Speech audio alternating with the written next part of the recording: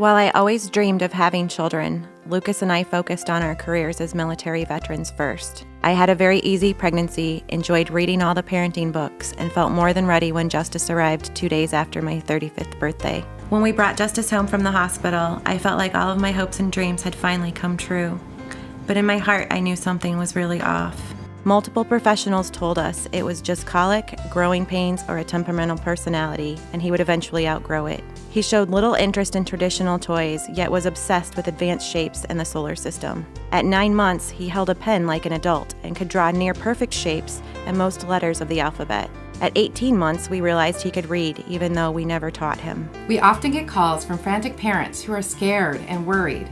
We understand that parents are concerned and often desperate. Our first task is to listen and to understand.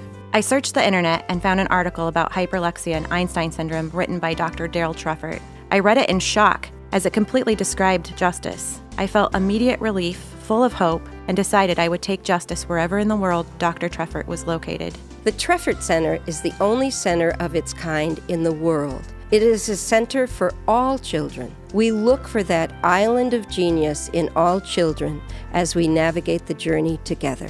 Justice met with Dr. Treffert when he was just over 2 years old. We started taking him to the Treffert Center twice a week for therapy. Within a few months, Justice started talking. This was a miracle, as Lucas and I had resigned to the fact that Justice might never speak. I was driving and suddenly heard Mercury, Venus, Earth, Mars, coming from the back of the van. He then started using full sentences. Justice is an astonishing example of hyperlexia and Einstein syndrome.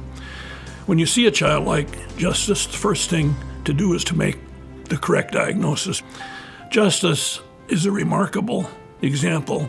He came to us without speech, and within several weeks was speaking, and now is describing the periodic table, the solar system, and all sorts of other obtuse subjects that sort of out-Google.